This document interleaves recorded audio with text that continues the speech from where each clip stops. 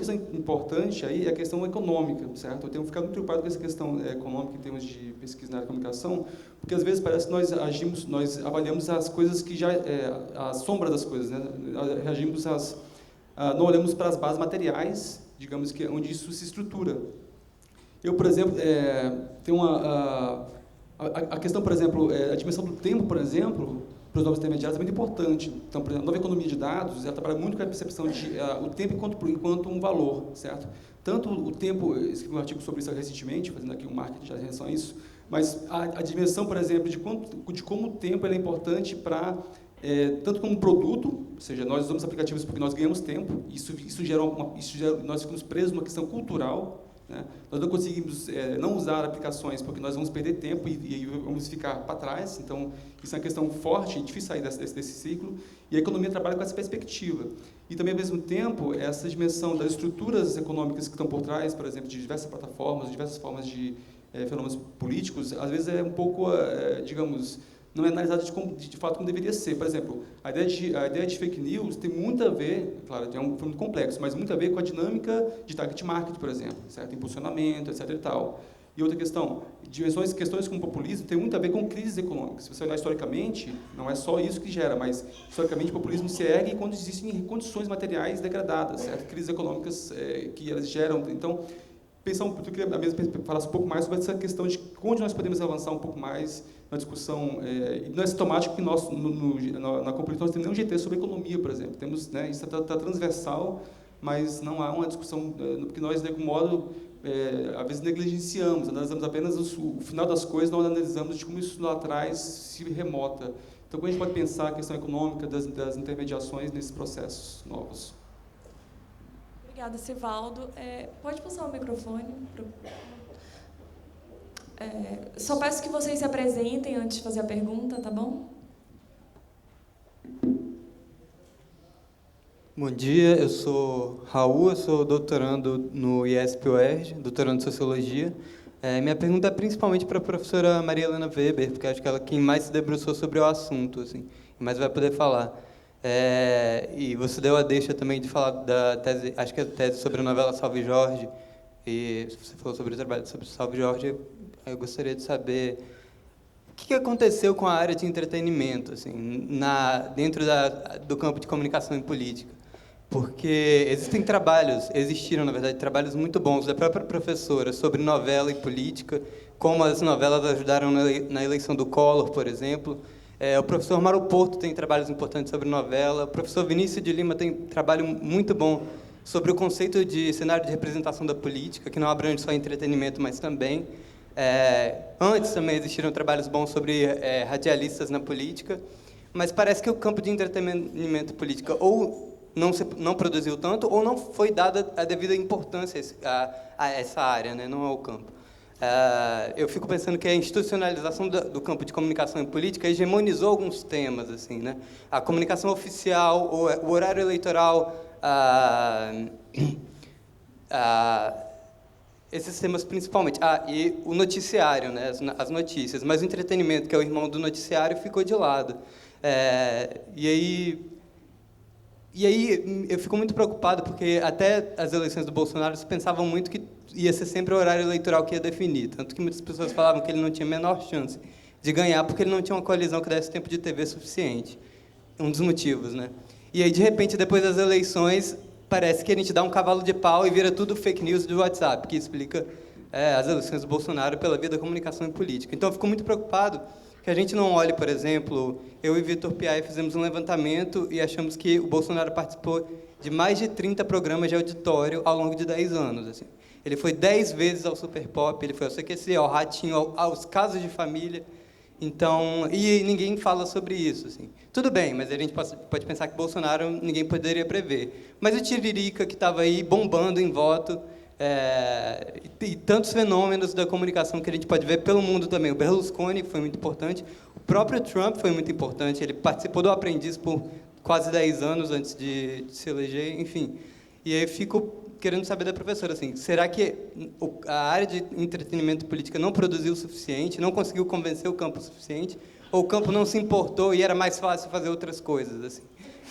Porque, de fato, assim, você acompanhar uma novela que é mais de 6 meses é muito mais difícil do que você acompanhar, sei lá, poucos minutos do Jornal Nacional, talvez, ou só o horário eleitoral, que ele está ali num horário específico, enfim. Queria saber da professora o que aconteceu, por que não foi dada essa importância. Obrigada, Raul. Eu vou devolver a palavra, então, para a mesa, e, enquanto isso, estou recebendo novas inscrições para perguntas. Bom, Arthur, eu acho que você fez 2 questões interessantes e vou tentar te responder misturando 2 ângulos. Primeiro é a diferença entre normatividade e, enfim, funcionamento efetivo, né? Então, a teoria do checks and balances é ótima, né? A ideia de que devem existir limites e tudo mais é ótima. A questão é como isso funciona, né? E o problema da literatura internacional é que, frequentemente, quando a gente pega os textos, por exemplo, sobre a América Latina, né, se pressupõe que a normatividade é como funciona, ou seja, que a imprensa, que o judiciário desempenham esse papel efetivamente. E aí eu acho que a gente tem que considerar as bases sociais das instituições que promovem checks and balances. Então, eu não me lembro agora do nome do professor da UFPR, que fez a análise da prosopografia do judiciário paranaense. É um clubinho de famílias, né, portanto, tremendamente elitista, né, com concepções de mundo e interesses particulares muito próprios, e isso também se aplica ao universo da mídia, né? Então, aquilo que, na teoria, é check and balance, em todos os cantos é elite, enfim, essas agências são, e na teoria, enfim, madisoniana original era também, né, elite em termos sociais. Mas, quando se coloca a possibilidade de mudanças sociais que passam por inclusão pública, e isso, de alguma forma, remetendo à apresentação do Mauro ontem, ferem certas sensibilidades de interesses de elite, isso traz um problema. Segundo, a hegemonia americana, que tem muito a ver com isso. Uma das coisas que me preocupa é que nós citamos aqui vários autores, mas quando nós falamos em teoria, nunca falamos de brasileiros. Isso é um problema, né? Eu acho que, de alguma forma, isso traduz a forma subordinada como nós ingressamos, e nós somos mais subordinados que outros latino-americanos, porque argentinos, eu mencionei o O'Donnell, né? Mas, enfim, circulam internacionalmente. Nós, de fato, temos essa dificuldade. Então, para citar um não-americano, um indiano, né, o Dipesh Chakrabarty, falando sobre, enfim, num livro chamado Provincializing Europe, né, a necessidade de você colocar em perspectiva a Europa, tirar o caráter universal da Europa, enfim, vai dizer que o colonialismo prega os valores aos colonizados, ao mesmo tempo que nega a eles o acesso a esses valores.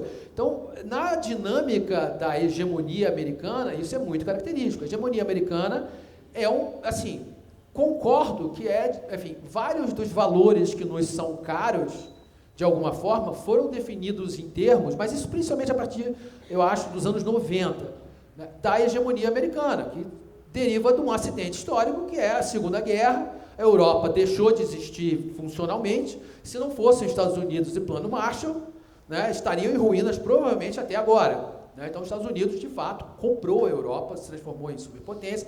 A União Soviética nunca foi um competidor à altura, porque nem podia, perdeu 20% da população, ou coisa parecida, economicamente não se comparava. Com o fim da União Soviética, os Estados Unidos assumem esse lugar normativo universal, né?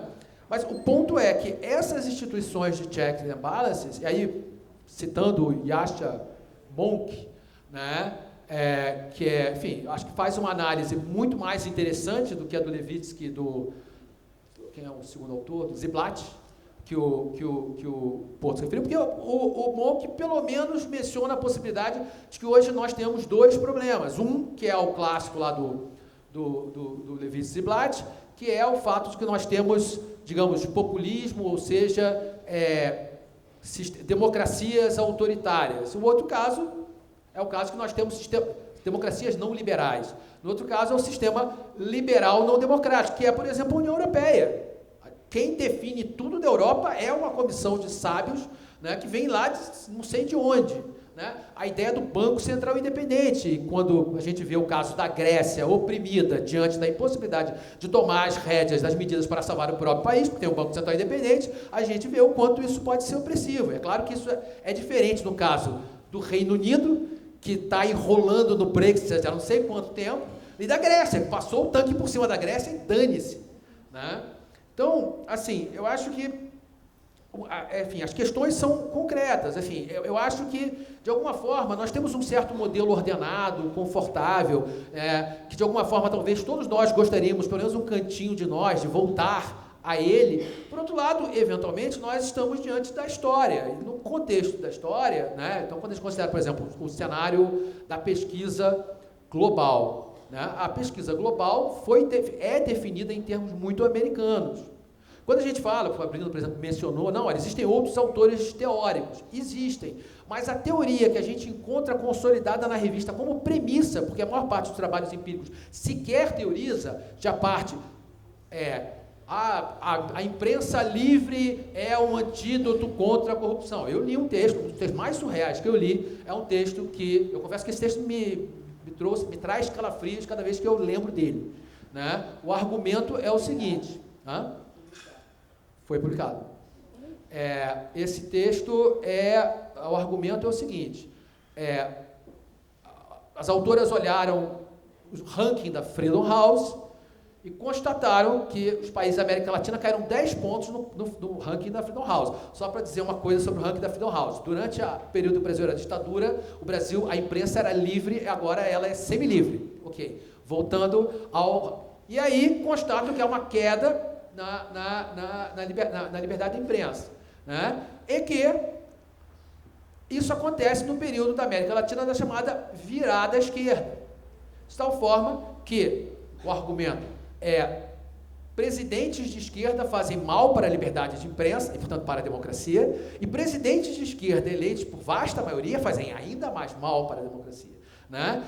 A ideia de que os conflitos entre presidentes de esquerda e imprensa aconteçam, que a imprensa seja conservadora e de direita, e tenha atuado sistematicamente no processo de corrosão da democracia em toda a América Latina, a partir, por exemplo, de organizações como o Grupo Diários América, cuja sede é na capital da América Latina, Miami, né, não é considerada dentro desse processo, porque essa própria teoria é parte do processo, legitima, né, como a imprensa como naturalmente democrática. Então, assim, a ideia normativa do controle é ótima. As condições concretas de que essa ideia normativa se traduza em realidade prática, eu acho que é o ponto a ser discutido.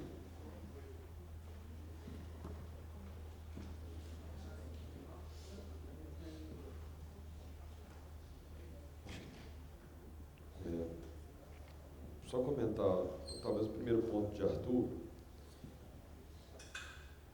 Acho que a minha fala era um pouco um meia-culpa para a literatura nacional. E aí ela abre uma série de outros debates.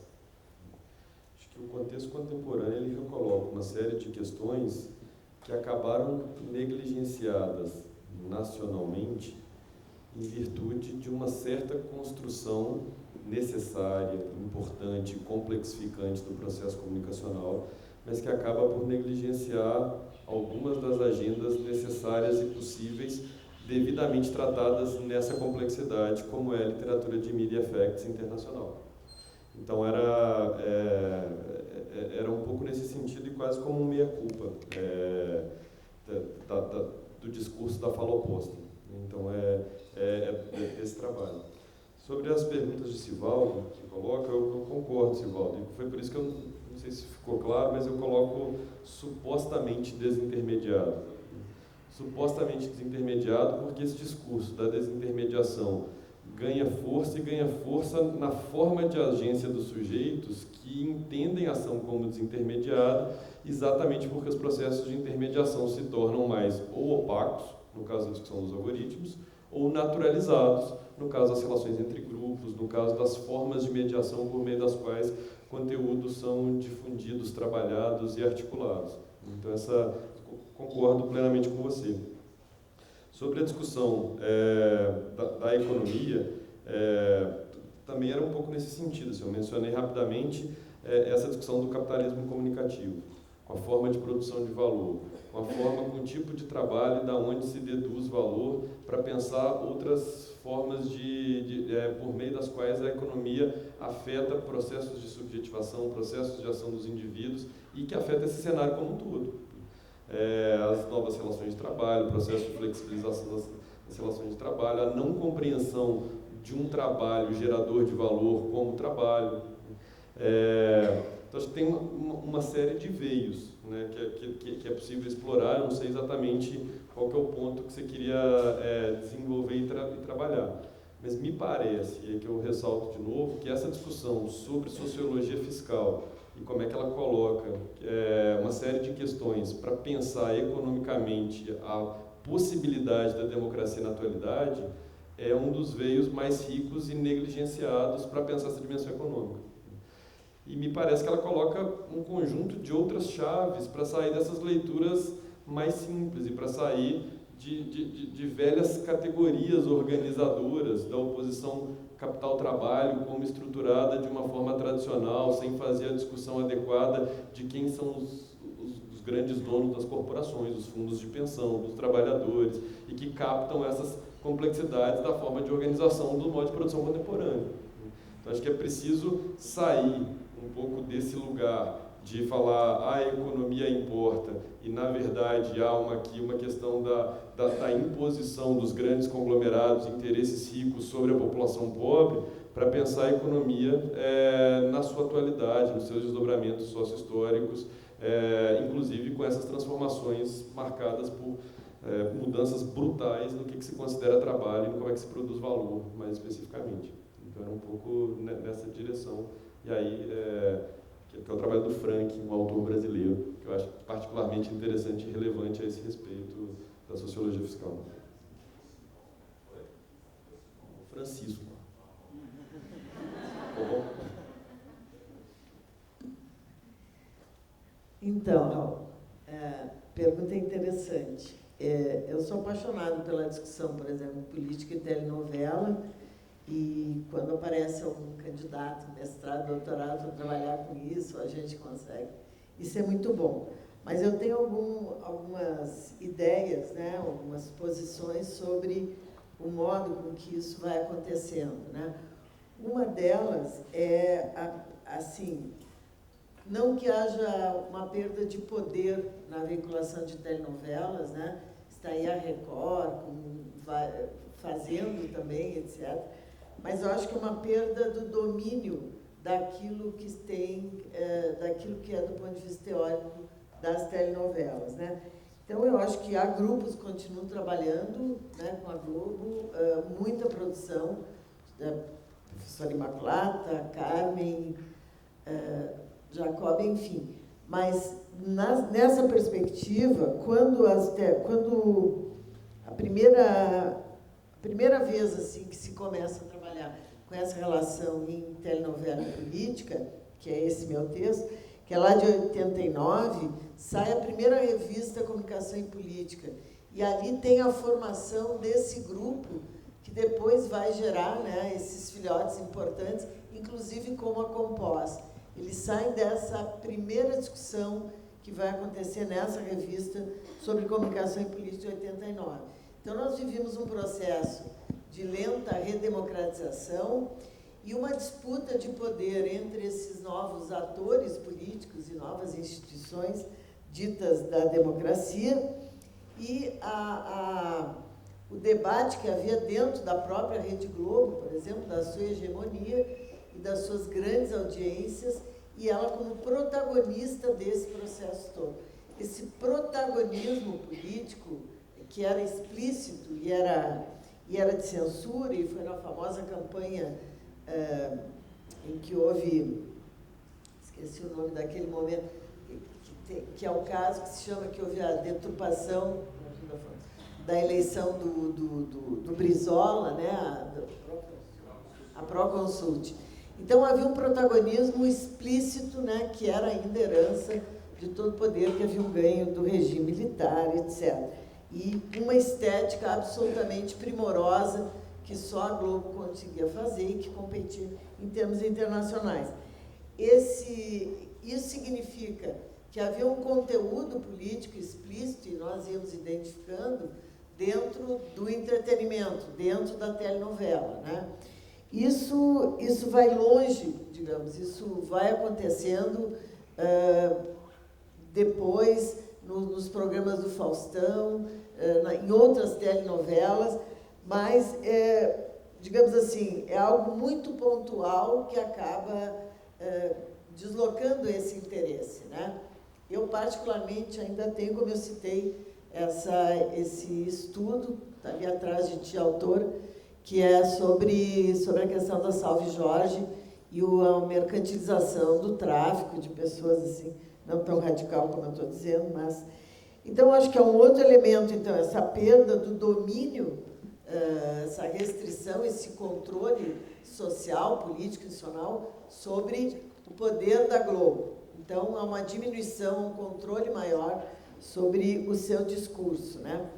Por outro lado, eu acho que há mais dois elementos. Um deles é a profusão de séries, de filmes, de novas tecnologias, de compartilhamento de telas, enfim, fascinantes, e que vai também tirando as pessoas desse compromisso, que é muito estranho, um compromisso que seja permanente com aquele horário da telenovela.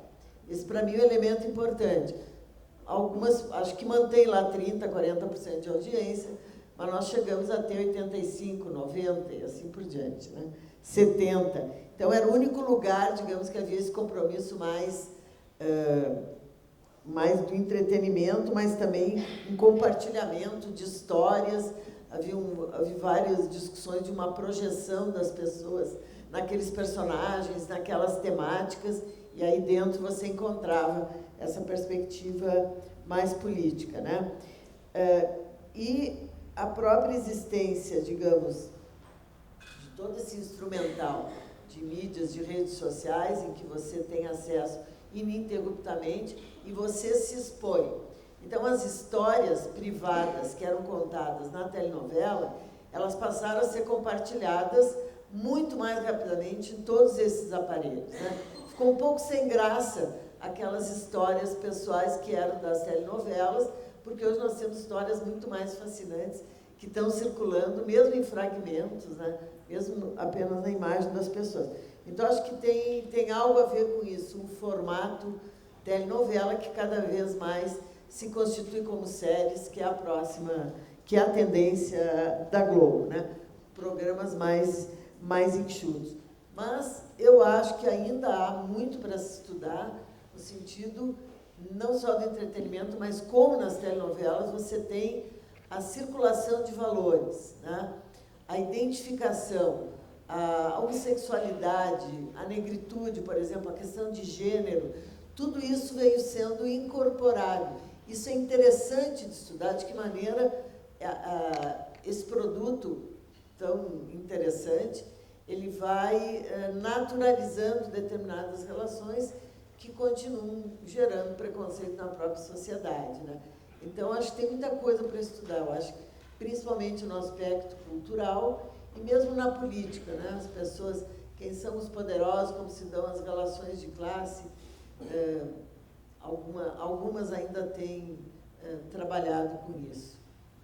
Mas eu acho que sim, eu acho que ela desceu muito, digamos, na agenda da discussão da comunicação e política. Obrigada, Milena. Nós temos já 2 rodadas de questões organizadas, então eu peço que as perguntas sejam objetivas, né? Então, a Fernanda, aqui, ó, está inscrita. Já pode fazer? Bom dia, sou Fernanda, da UFMG. Queria parabenizar a mesa, dizer que foi muito inspirador tudo que vocês disseram aqui. E a minha pergunta foi inspirada pela fala do Afonso, mas se Fabrino e Milena quiserem comentar, eu também vou ficar muito satisfeita em ouvir os 3.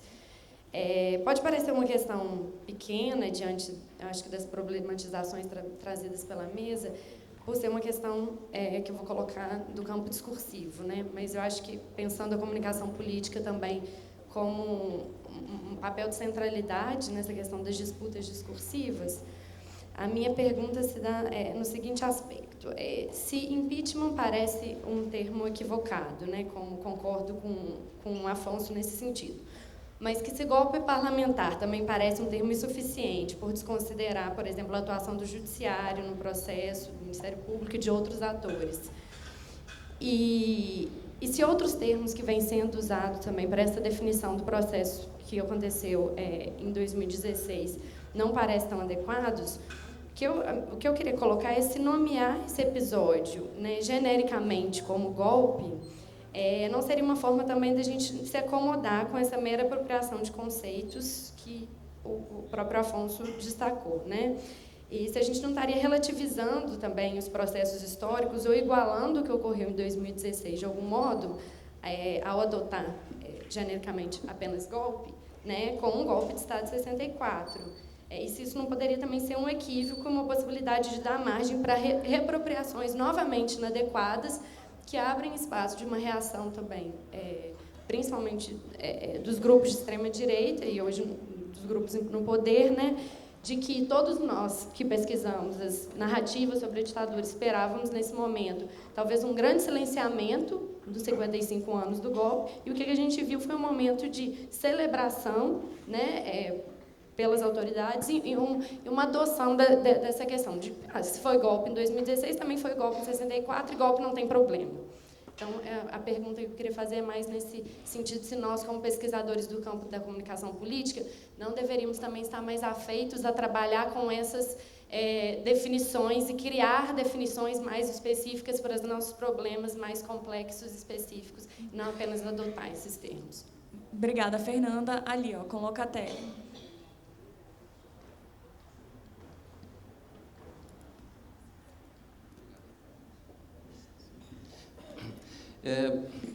Ontem à noite apareceu especialmente na fala do Mauro Porto, agora pela manhã aparece de maneira clara na fala do Afonso, mas na verdade é para toda a mesa aqui.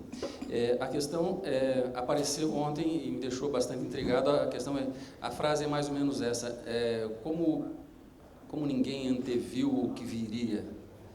E essa é uma questão que me intriga bastante, porque me parece que no campo das ciências sociais, inclusive as ciências sociais aplicadas, mas nas ciências humanas em particular, as perspectivas preditivas, ou seja, a possibilidade de metodologicamente nós anteciparmos os acontecimentos e mais ainda as prescritivas, ou seja, a partir da antecipação dos acontecimentos tecer recomendações, ela tem sido, não me parece muito evidente nos nossos trabalhos, mas olhando, digamos, para a economia, que é uma ciência social aplicada, que utiliza muito desses dois dispositivos com uma grande facilidade, ou seja, certos indicadores bastante estáveis, inclusive mensuráveis, que permitem a predição e a prescrição, dos quais, ao que eu percebo, nós não temos. Eu queria que vocês explorassem um pouco mais isso, porque talvez seja mais uma questão que nós estamos exigindo, assim como estou falando que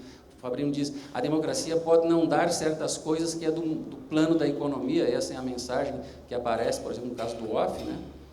Se nós não estamos exigindo algo do próprio campo, que eu não sei quanto ele é capaz, ou ele dará com grande insegurança, certo? Então, essa é a questão geral. Para a Silvia aqui.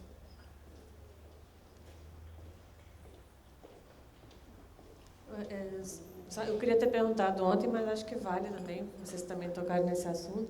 Eu queria saber se vocês não acham que isso já está saturando, ou que vai saturar em breve, essa questão mesmo das redes sociais, das fake news, né, dessas coisas todas, esse excesso de informação, né? Não só essa informação, como as próprias fake news, que eu identifico como mentira, assim, né? Porque tinha aquela preocupação de que fake news poderia ser aquela construção da notícia que não me agrada, tal, que foi dito ontem também. Mas, assim, no contexto das eleições de 2018, fake news como mentira, né, eu acho assim, isso satura também É como o Gregório do Vivier, que eu estava lembrando, que ele fala assim, a caixa de comentários do G1, que é mais ou menos igual ao Olavo de Carvalho, só palavrão, só... Então, isso satura também, né? Então, eu ainda acho que tem algum potencial na internet, nas redes sociais, em relação a debate. Que isso pode ainda ter alguma utilidade, né? Que não vai ficar só nessa... Não sei como é que vocês acham. Obrigada, Silvia. Eu passo para a mesa, então, responder. Lembrando que a gente tem mais uma rodada, tá?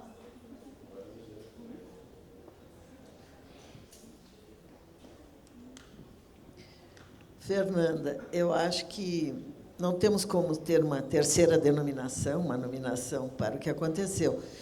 Como eu tenho trabalhado, como eu tenho entendido isso, eu acho que é maior, né? Quer dizer, claro que o impeachment foi um golpe, mas eu acho que o impeachment ele está dentro, é como eu tenho percebido e trabalhado um pouco com isso, dentro de um golpe maior que vai começar e que ele inicia no dia seguinte à eleição, digamos, da Dilma. E aí esse golpe implica em vários, como eu disse no meu texto, acho que tem a questão do impeachment, por isso ele é um golpe institucional, porque o impeachment é feito mais ou menos dentro da lei, né? Então, ele tem a questão do impeachment, tem todo o processo da prisão do Lula, de como é que a justiça vai sendo reordenada, tem a própria combinação, digamos, nós podemos ir adiante, por isso que eu digo, é um golpe em curso, acho que ele não terminou, né?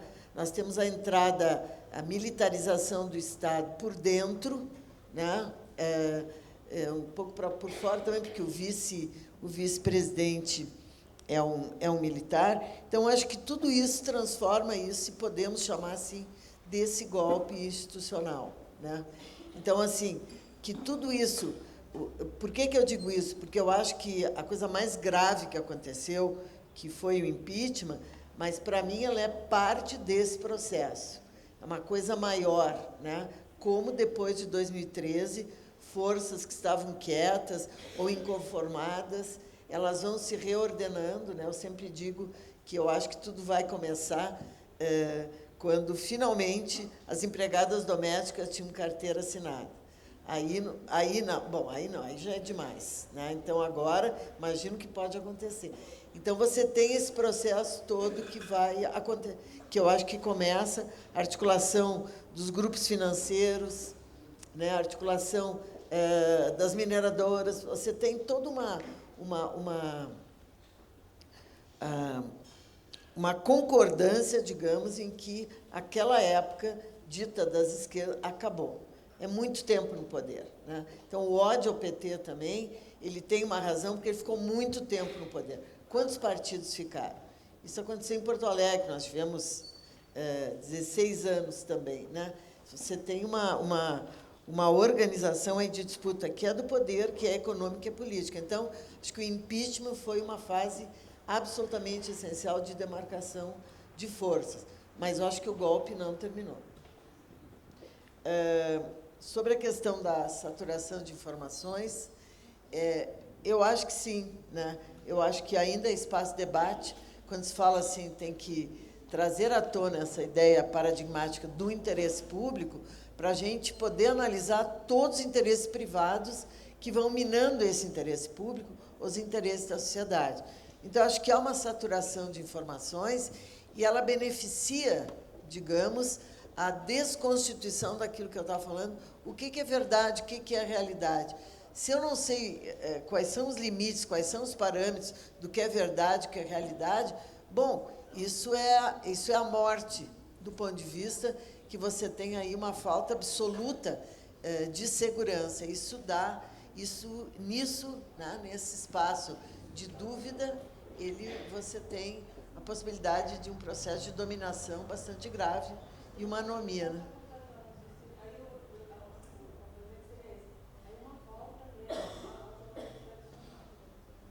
Acho que não. Eu acho que há outros tipos de jornalismo, né?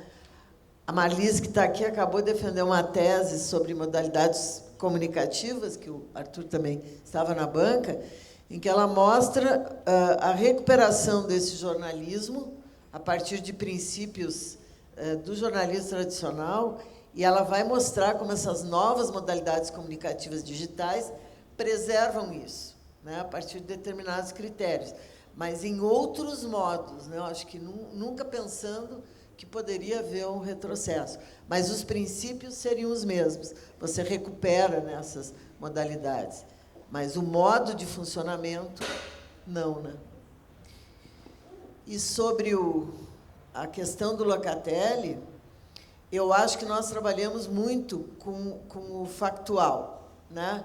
E nós trabalhamos, não existem muitos trabalhos que fazem uma recuperação da ordem histórica, né, ou de uma análise combinada das conjunturas que permitiria que a gente fizesse essas previsões. Eu acho que o campo da comunicação ele não é propício a isso, né? Ele não permite, digamos, nós não temos uma rigidez como a economia vai ter, ou que permita fazer uma previsão sobre como vai funcionar. Por exemplo, o jornalismo, a Globo, em relação à direita e agora ao governo. A Globo, em algum momento, assim como a Folha de São Paulo, depois das eleições, eles tiveram que recuperar, até por questões mercadológicas e de audiência, parte daquilo que são os princípios do jornalismo. Eles tiveram que voltar a fazer um pouco de jornalismo, a fazer crítica. Não sei quanto tempo vai durar, né? Porque eu acho que a imprensa tem uma infidelidade que é absolutamente salutar para nós. Então, tiveram que fazer isso também, mas olha só a rapidez desse movimento. Nós vamos levar bastante tempo para estudar de que maneira se dá isso, ou seja, assim como a questão da carteira para as empregadas, lá pelas tantas, quem faz jornalismo vai dizer, não, mas assim é demais, nós não podemos apoiar isso tudo que está acontecendo. Então, eu acho que nós trabalhamos com coisas muito factuais, né? O campo da comunicação é um campo de uma velocidade absoluta. Lembro aqui do Paul Virilio, quando vai chamar a velocidade da política, né? Você não consegue pegar a política, eu acho que não se consegue pegar a comunicação na sua totalidade. Pode ser uma resposta primária, mas é um pouco por aí. Bom, então, Fernanda, eu acho que, primeiro, a definição de um termo, ela se dá em oposição a outra coisa, né? Então, golpe se define em oposição à normalidade democrática. Acho que esse é o X da questão. E quando a gente olha na literatura, enfim, isso, falar golpe ou impeachment, acaba tendo consequências do ponto de vista do seu posicionamento. Então, muito dos trabalhos sobre impeachment, né, são trabalhos que descrevem um paradigma de normalidade. As instituições funcionaram, na verdade, alguns vão ser entusiásticos em relação a superfuncionaram, como, de fato, a imprensa, ou a velha história de Watergate, né? E aí eu acho o seguinte, nós temos 2016, 1964, eu confesso que me preocupa muito mais 2016, porque é quando estamos vivendo, né? E dentro dessa lógica do golpe, aqui, enfim, golpe é o impeachment, em primeiro lugar, né? Mas golpe é o conjunto das regras, dos comportamentos que, de alguma forma, levaram à situação que nós estamos. Crucialmente, a prisão de Lula pelo crime de favoritismo eleitoral. Enfim, não há... A cada vez mais, né, se encontram menos evidências, né, Em Niterói, cidade onde está situada a minha universidade, o prefeito foi preso sem acusação, ficou meses numa cela com 40 pessoas, né? Então, uma das questões que se coloca hoje é que, digamos assim, eu tenho muito menos medo dos militares do que temos do judiciário do MP, particularmente do Rio de Janeiro, né? Com uma retórica digamos assim, de defesa do interesse público, tem cometido todo tipo de atrocidade, ao mesmo tempo em que o governador passeia de helicóptero dando tiro nas pessoas. Bom, então, de alguma forma, efetivamente, se a gente olhar para 64 e olhar para hoje em dia está ruim para caramba. Então, assim, o golpe, no caso, serve em oposição ao conceito de normalidade democrática. Embora, obviamente, a natureza dos golpes mude, a natureza dos agentes mude. Por exemplo, o Exército Brasileiro, o governo Bolsonaro, né? Todo mundo imaginou um regime militar. Também em Niterói, né? Um bando de soldados e cabos, né? Desfilou no dia quase dando tiro para cima em Icaraí. Né? Não é o regime militar, na verdade, o governo Bolsonaro é tudo que os militares mais odiariam há algumas décadas atrás. É um regime militar de baixa patente, né? Capitães, tenentes. Eu não estou um vintém furado para Bolsonaro terminar o mandato. Mas, então, assim, essa é a questão. Em relação ao Locatelli, eu acho que, assim, quando a gente fala em previsão, a economia, às vezes, prevê simplificando brutalmente as variáveis, porque ela vive disso. Né? Enfim, o BRICS são os países que serão os líderes em 2050. A base de previsão era ridiculamente simples e, obviamente, não vai acontecer em relação ao Brasil, pelo menos. Nada indica. Né? Mas a questão aqui é outra. Eu acho que, de alguma forma, e eu acho que, nesse sentido, o momento atual é um momento muito...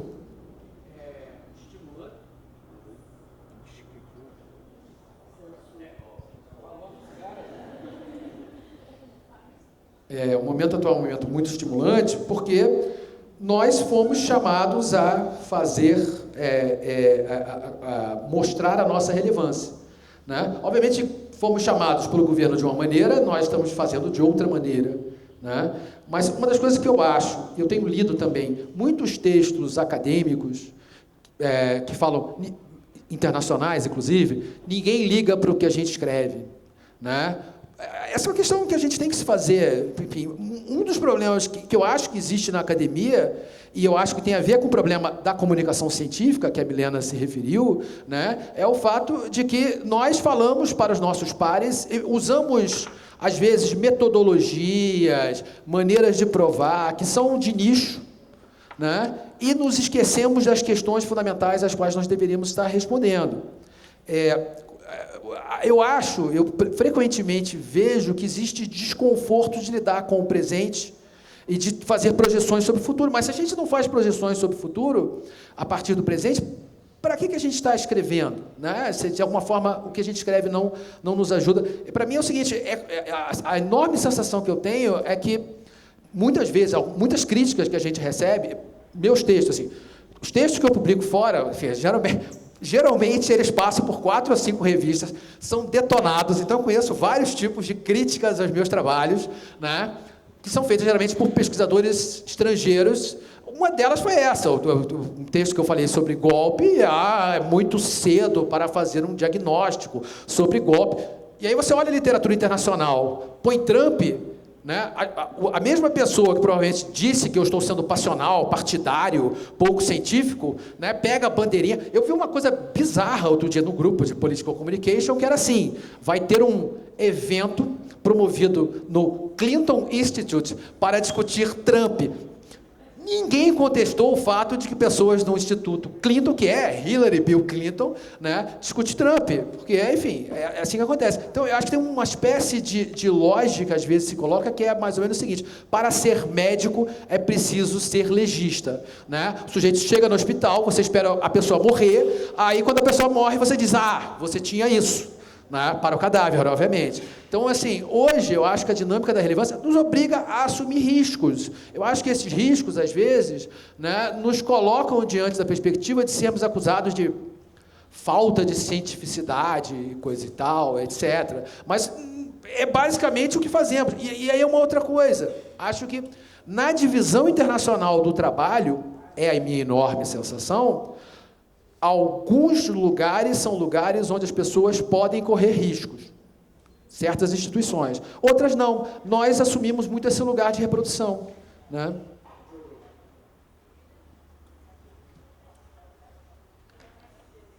Vou falar rapidamente das 3. Bom, acho que Afonso e Milena já pontuaram várias coisas sobre golpe. Acho que tem uma literatura extensa sobre a natureza em transformação da própria ideia de golpe. Mas eu confesso que eu tenho um incômodo que você coloca. que é, não especificamente sobre 2016, eu não acho tão tranquilo a descaracterização da ideia de que 64 também foi golpe, então não há problema com golpes. Eu acho que esse é acho que se aponta um problema com precisão que tem a ver com as disputas discursivas e que é uma coisa que se manifesta de forma muito concreta, né? Eu acho que o debate em torno do golpe de 2016 tem consequências sobre essa recaracterização de 1964 e o que, na verdade, não é sobre 1964, né? É abrindo possibilidades muito concretas para 2019. Então, não é alguma coisa que me parece tão tranquila. Eu sofro junto com você nesse ponto e tem que pôr a mão no coração. Eu sofro junto. Pergunta de Locatelli. Deixa eu só anotar as anotações. Locatelli, assim, eu tive muitas discussões durante as eleições, porque me parece que existe um conjunto consolidado de indicadores, mas você tem uma série de outros sinais e indicadores que permitem vislumbrar horizontes de possibilidade de uma forma muito concreta. Não era preciso ter bola de cristal no Brasil para perceber o que estava acontecendo, porque bastava olhar para outros lugares do mundo com coisas muito semelhantes acontecendo com o mesmo roteiro, de forma muito precisa, que continua acontecendo agora. Então, se a gente pega Filipinas, Hungria, se a gente pega não só os casos do Trump, do Brexit, mas depois as próprias eleições, o que aconteceu na Nigéria, o que está acontecendo agora no Canadá, você tem processos específicos no mundo que apontam e indicam questões em que eu concordo com uma fala de ontem, que a gente, da comunicação e política, tinha uma possibilidade de identificação e de percepção pela própria forma, pelos próprios elementos com que trabalhamos. Nesse sentido, eu discordo da ideia de que a gente esteja olhando ao olhar para a Lua, a gente está olhando para o passado. E de que ao olhar para uma série desses fenômenos, a gente está necessariamente congelando algum passado. Porque a gente olha para esses indicadores, para esses acontecimentos, para esses processos, lendo o passado a contrapelos. E, de alguma forma, ressignificando, pensando, entendendo os horizontes de possibilidade. Me parece que essa própria experiência do fenômeno da luz que chega tardiamente, ela se vê ressignificada pelos olhos do presente que a reconstroem. E, nesse sentido, abrem possibilidades para riscos, para algumas projeções que não me parecem necessariamente anticientíficas, mas que são calcadas em dados, em premissas, em comparações sócio-históricas que permitem algumas afirmações e algumas indicações. Não acho que seja nosso papel prever tudo, mas me parece que alguns tipos de antecipações são possíveis e relevantes, especificamente. E só mais duas coisinhas sobre o Locatelli rápido. Tá? É nesse sentido que, para mim, e com esses indicadores, e um pouco o que eu estava tentando dizer na fala, o problema da democracia, para mim, não é o Bolsonaro. E não é a ascensão da direita conservadora. Se fosse isso, o problema era muito simples. Bastava esperar uma eleição, bastava ver o que acontece. Me parece que o problema da crise da democracia não é uma questão de PT e PSL. Não é uma questão de localizada, partidária e específica.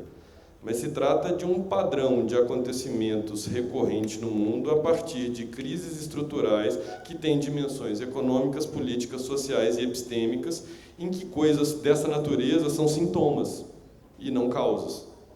Mas é claro que sintomas não são sintomas naturais, ou são sintomas que agravam. O sintoma alimenta a própria enfermidade numa série de contextos. Mas me parece que reduzir o momento atual à crise do populismo, ou à ascensão do grupo X ou Y, ou este grupo que coloca desafios concretos, é perder de vista a natureza estrutural dos dilemas que se colocam para a democracia por uma série de mudanças muito mais profundas. Acho que esse é o meu ponto. E para a Silvia, nesse sentido, eu sou pessimista.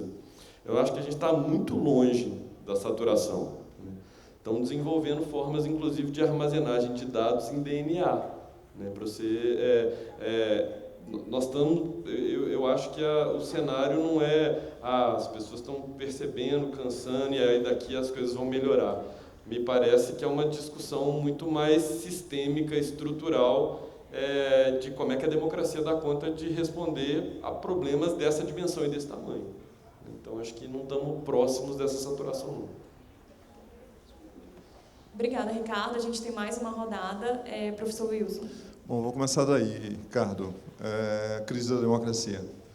Eu já sou um senhor, um tiozinho, então, desde que comecei a fazer meu primeiro curso de teoria democrática, tenho 40 anos nesse ramo e nunca conheci um período sem crise da democracia. Então, tem 3 objeções sobre a crise da democracia. Não é só porque eu não aguento mais, portanto, eu sempre ouvi crise da democracia.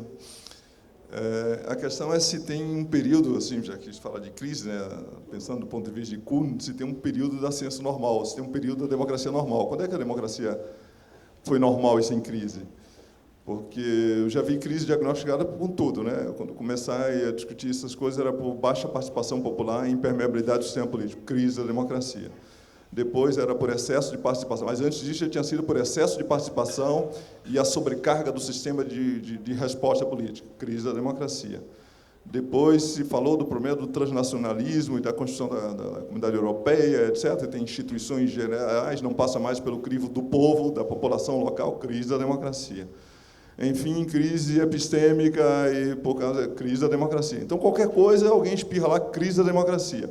Então, praticamente toda a democracia vive em crise. E aí vem a pergunta, digamos assim, a proposição bobiana, de Bobbio, né, que, afinal de contas, a democracia é um sistema em crise. Tem outros sistemas que são sistemas mais imunes à crise, mais estáveis. Mas a democracia, como tal, é um sistema em que ele é vulnerável a muitas pressões, porque ele tem muitos elementos mais complicados do que, por exemplo, a tirania ou o despotismo, e até mesmo a aristocracia. É muito mais complicado, inclusive por causa do tal do povo, e da qualidade da vontade popular, e da aferição da vontade popular, e do fato de que as divergências se mantêm, que as divergências continuam colidindo, né, e que tem ainda o problema da economia, etc., etc. A democracia é um sistema feito, desenhado para viver em crise.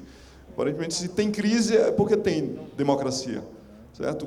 Só não tem crise da democracia quando não tem democracia. Por exemplo, no período da ditadura, aí não teve crise de democracia. Mas, desde então, é sempre crise. Então, a minha pergunta é se ainda há valor no rótulo crise da democracia, se ele explica alguma coisa, ou se não seria o caso de adotarmos uma perspectiva mais falibilista e mais empírica de tentar dizer o que é que está em crise, afinal de contas. Porque tem coisas em crise, certamente tem coisas em crise. Então, não é questão de negar isso. Não é uma questão de polianismo, é uma questão de se ver se, de fato, o rótulo crise da democracia expressa alguma coisa. E aí eu acho que tem a outra coisa que me incomoda, que eu acho que, frequentemente, alguns falam crise de democracia e está pensando na crise do conceito de democracia. E o problema são das escolas de democracia, digamos assim, das versões de democracia, das preferências sobre democracia, que, às vezes, o que eu prefiro está em crise, ou o que eu gosto mais está em crise, ou eu sinto falta de alguma dimensão que não foi pensada e que agora está, de fato, em crise. Está por baixo e, aí, portanto, tem crise da democracia porque não tem X, que é X de que eu preciso. Ou, por outro lado, o problema é que, no fundo, a democracia liberal é um amálgama de liberalismo, uma convergência de liberalismo político e democracia. São duas coisas juntas e uma está brigando com a outra sempre. Então, os liberais, ou a direita republicana, está sempre incomodado com democracia, o sufragismo, a consulta popular, o populismo, etc. E os liberais, e o outro lado está sempre incomodado com as outras coisas que o liberalismo está satisfeito. E cada um fica satisfeito somente com uma parte. Né? No fundo, os liberais gostariam mesmo de Estado de Direito, tá certo? Regras do jogo e tal, enquanto que os outros querem sufragismo, participação popular, vontade popular, etc., etc. Então, a crise está aí porque, de fato, as pacas estão se tocando, se batendo o tempo todo. Isso parece ser a natureza da coisa. A outra coisa é, por outro lado, às vezes fala de crise, mas aí é o fenômeno da democracia, o regime democrático. E aí eu pergunto, se não é melhor, então, detalhar isso? O que é que está lhe incomodando? Qual é o problema? Certo? Porque, no fundo, vemos aí o caso brasileiro, todo mundo gosta de democracia. Pergunta, Moro, você gosta de democracia? Adoro democracia.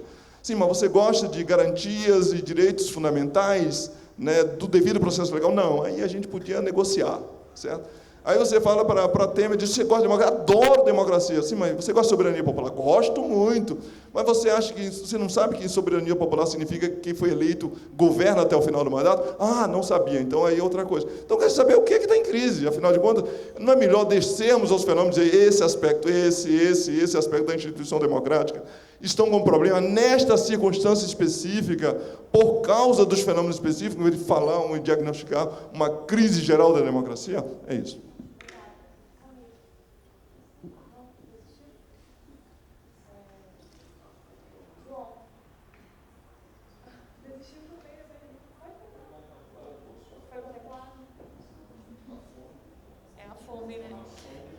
Bom, a gente tem uma outra questão que chegou por escrito aqui, né?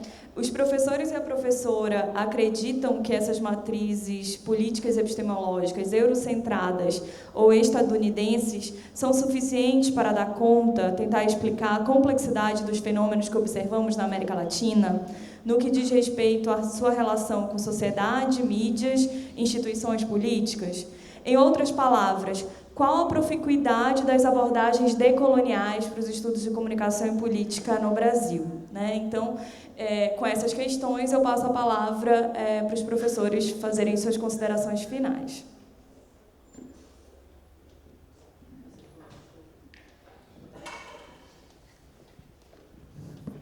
Você falou 3 objeções, Wilson. Eu não sei se eu as listei corretas. Não sei se você fez uma itemização muito complicada.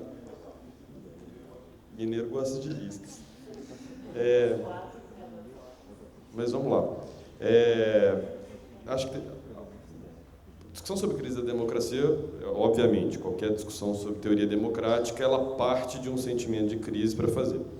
Mas me parece que tem uma diferença fundamental, e talvez eu discorde do final da sua fala, que é a profundidade dessa crise no momento em que a democracia perde o seu estatuto de horizonte normativo dentro do qual se disputa a ideia de que a democracia é um sistema em crise.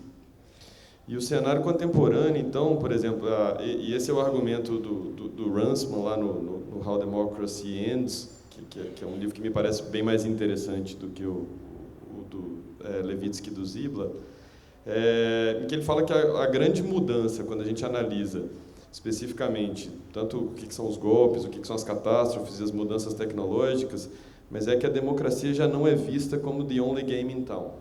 Ela não é necessariamente o horizonte normativo e aquilo que dá conta de entregar as coisas das quais nós precisamos para resolver uma série de problemas e de situações concretas. E, nesse sentido, a diferença, na minha visão, dessa crise é essa perda da ideia de que a democracia é um sistema em crise, mas em que ela está o tempo todo com promessas não cumpridas, buscando se realizar, e que ela é irrealizável porque, por definição, ela é uma busca, no momento em que ela deixa de ser busca para começar a olhar para coisas para fora dela que são contempladas como talvez essas coisas sejam melhores. E aí eu concordo, e essa é a discussão do Yasha Monk, por exemplo, quando ele vai fazer a discussão do choque entre liberalismo e democracia, e vai fazer essa discussão entre algumas vertentes específicas dos conflitos contemporâneos, e ele faz uma análise do Orbán na Hungria para dizer de um começo com discursos absolutamente democráticos, e numa sequência como é que você tem uma mudança de chave para esse próprio declínio da ideia da democracia como esse horizonte normativo solucionador dos problemas. Então, me parece haver uma diferença fundamental, independentemente das preferências teóricas, se a democracia ainda é o horizonte normativo. E se não é, ela desponta como uma crise talvez um pouco mais perigosa. E isso não só em práticas políticas, como na própria literatura. Um dos livros mais badalados lá de 2016 é o Against Democracy, do Jason Brennan, que é exatamente olha, chega de democracia, isso não deu certo, isso não dá certo com nenhuma das teorias que explicam. Precisamos de uma epistocracia e precisamos de lidar numa direção distinta. Na medida em que a própria normatividade da ideia de que é preciso buscar essa coisa é corroída por dentro, aí me parece que nós estamos falando de uma crise de outra natureza. E aí eu acho que isso é o interessante. A segunda questão, eu fiquei com essa pergunta, eu vou passar para Afonso, sobre a América Latina. Porque o tempo todo da fala de Afonso eu me lembrava, obviamente, da discussão decolonial e da discussão das epistemologias feministas, né? Trazendo, tematizando, colocando essas questões. O que eu acho que compete assim, no meu tensionamento inicial é que eu acho que é preciso pensar o lugar de atuação desse pensamento mais próprio, localizado e da discussão sobre a América Latina, não como um debate insulado, específico, singular, mas o que isso tem para dizer sobre essas agendas internacionais. Então, acho que não sei se foi o horizonte da pergunta, me incomoda um pouco essa ideia de uma oposição entre a América Latina e o contexto europeu e estadunidense, como se fosse preciso estudar Europa e Estados Unidos com autores e autoras europeias e estadunidenses, e o Brasil e a América Latina com autores e autoras latino-americanas. Eu acho que é importante ter um debate mais amplo em que as questões latino-americanas, inclusive, colocam, propõem elementos para pensar como é que essas questões estão sendo pensadas em outros contextos. Enfim. Obrigado. Eu vou começar por essa última mesmo, né? Se as matrizes epistemológicas dos Estados Unidos nos contemplam satisfatoriamente, não, né? Resolvendo rapidamente. Na verdade, em parte porque, como matrizes, elas são uma construção histórica recente, refletem, e aí o meu ponto das estrelas era esse, né?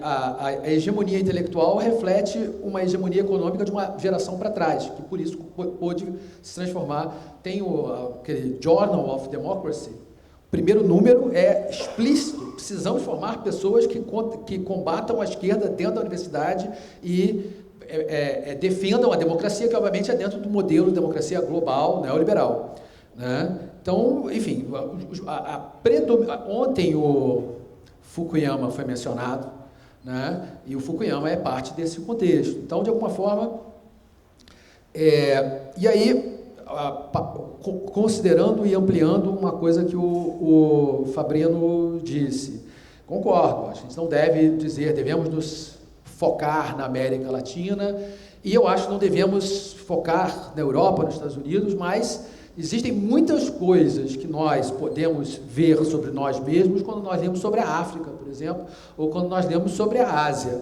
E eu diria que a Ásia, nesse sentido, é extremamente importante porque enfim, um espaço emergente da economia, né? E é um espaço emergente da economia que, no caso da China, exerce uma ação o Clóvis Rossi, acho que foi domingo, fez um texto que é: a China quer conquistar nossa mente e coisa e tal. Bom, a China quer.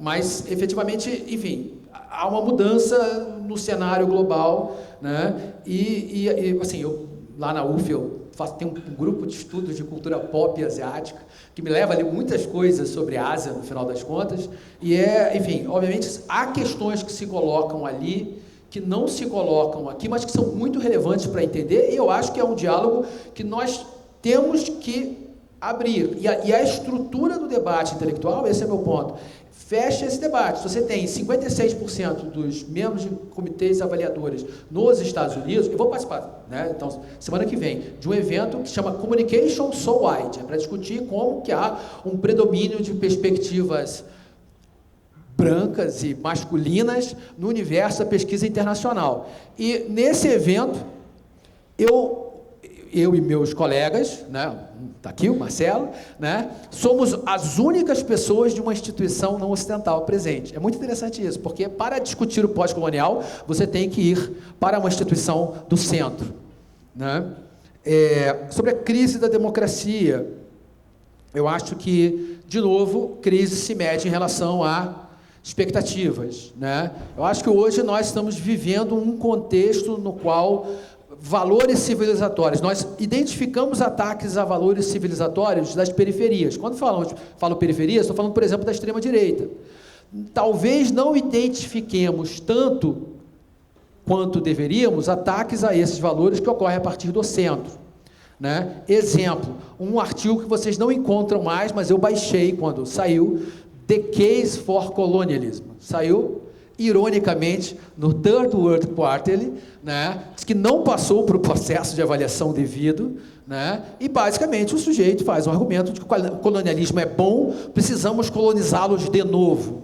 Bom, mas o colonialismo, efetivamente, é algo que tem acontecido sistematicamente, não deixou de existir, mudou de formato e foi muito exercitado a partir de instituições tipo Banco Mundial, suas ações de normativização, etc. O combate à corrupção é um instrumento pelo qual essas estratégias de neocolonização aconteceram, né? Então, assim, eu acho que nós estamos num contexto, assim, que nós temos um problema que nós temos teorias sobre democracia, nós temos práticas sobre democracia. Mas a crise da democracia, eu acho, destacada hoje, se opõe ao triunfo da democracia da terceira onda do processo descrito pelo Fukuyama como sendo o fim da história. Então, talvez esse seja um dos elementos, né? Chegou-se prematuramente, de maneira arrogante, né? A ideia de que a democracia tinha triunfado, e a partir dessa ideia, uma série de ações neocoloniais foram promovidas, porque todas as ações coloniais também foram promovidas em nome de belos valores humanitários, sempre, né? Sempre, se a gente olhar o que é a cobertura, a descrição do que é um governo de um país inimigo, Coreia do Norte, hoje, e olhar o que é a descrição do chefe tribal do século XIX, é exatamente a mesma coisa, um país imerso no caos, e precisamos... Venezuela, né? E precisamos que, através dos nossos bombardeios mágicos, nós traremos a civilização a esses povos. Aí, Líbia, talvez não fosse um paraíso, mas comparado a hoje, definitivamente era um lugar paradisíaco. Líbia hoje é um território de caça, tipo Mad Max, né? Virou uma coisa desse tipo, né? E aí, através dos bombardeios, se cria aquela coisa que chama os Rogue States. E os Rogue States demandam a ação civilizatória. Então, eu acho que nós vivemos um... Agora, hoje em dia, o que se chama, acho que, de crise da democracia, tem várias dimensões. Uma dessas dimensões também pouco problematizada é o fato de que os países ocidentais trocaram democracia por segurança nacional.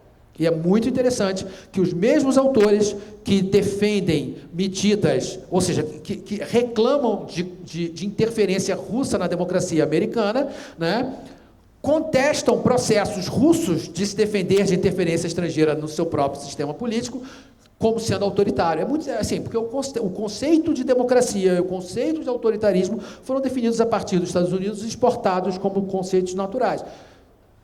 Você pegar um texto, China, autoritário. Eu não vou dizer que tem uma série de elementos autoritários na China ou na Rússia, mas essa associação imediata impede a discussão da sutileza, e automaticamente converte Estados Unidos em mundo livre. Aí olha o Assange, o sujeito condenado por estupro, né, e preso em prisão de segurança nacional pelo crime de divulgar e fazer jornalismo, no final das contas, porque afeta a segurança nacional. Bom, sobre crise nada mais tenho a dizer também, porque brilhantes os meus colegas. Então, quero agradecer a presença de vocês. E era para fazer isso?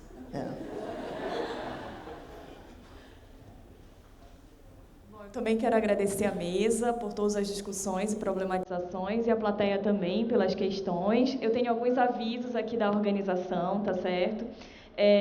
O primeiro aviso é que às 13h45 vai sair um ônibus daqui do Memorial em direção à Faculdade de Comunicação, onde vão ocorrer os GTs, tá? E hoje à noite haverá o lançamento de livros aqui neste espaço, junto com o coquetel e com a apresentação musical do Fado Cerrado. E vai sair um ônibus lá da Faculdade de Comunicação às 18h15 para trazer os congressistas para cá, tá certo?